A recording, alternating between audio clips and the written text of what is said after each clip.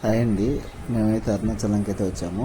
ఇది last month మరియు ఇప్పుడు ఒకసారి వచ్చినాము. ఇది రెండోసారి అరుణాచలంకి రావడము. అరుణాచలంలో ఇదైతే స్టార్టింగ్ ప్లేసు రాజగోపురం అండి. చాలా చాలా చాలా పెద్దగా ఉంటుంది. అప్పుడు ఎలా కట్టారో కానీ చాలా చాలా పెద్దగా అయితే ఈ రాజగోపురం ఉంటుంది. ఎందుకో తెలియదు కానీ అరుణాచలంకి వచ్చి వెళ్తే చాలా మనసు అయితే చాలా చాలా ప్రశాంతంగా ఉంటుంది. ఈ అరుణాచలంకి వచ్చేటప్పుడు ఏదైనా ఒక కోరిక అనుకుని అరుణాచలంకి రావాలని అంటారు. ఏదైనా కోరికతో వస్తే ఆ కోరిక ఖచ్చితంగా నెరవేరుతుందని జనాల అభిప్రాయము. నేనైతే ఏదో కోరిక అనుకుని అయితే వచ్చాము. నేనే కాదు, మా ఫ్రెండ్స్ అందరం అలానే వచ్చాము. ఈ పక్కన ఆయన బాల అన్న, ఆయన పెళ్లి కావాలని అయితే వచ్చినాడు. ఆయనకి ఇంకా పెళ్లి కాలేదు. మేమైతే చాలా చాలా ఎంజాయ్ చేసాము అరుణాచలంలో.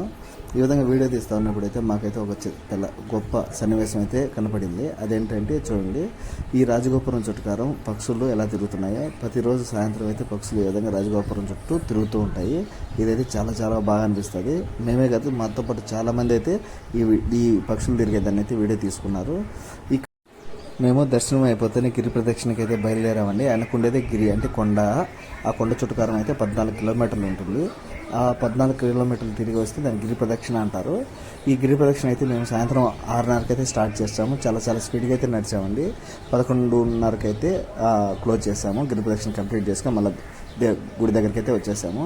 మీలో ఎంతమంది ఎంత త్వరగా గిరి ప్రదక్షిణ కంప్లీట్ చేస్తారో కామెంట్లో అయితే తెలియజేయండి. ఈ విధంగా ట్రిప్ అయితే అరుణాచలంలో బాగా ఎంజాయ్ చేసామండి. నెక్స్ట్ మంత్ మళ్ళీ వెళ్ళాలి. పౌర్ణమికి అయితే వెళ్ళాలని అనుకుంటున్నాము. కానీ చాలామంది అయితే రష్ ఎక్కువ ఉంటుందని పౌర్ణానికి లేకుండా వీటి టైంలో అయితే దర్శనానికి వచ్చాము.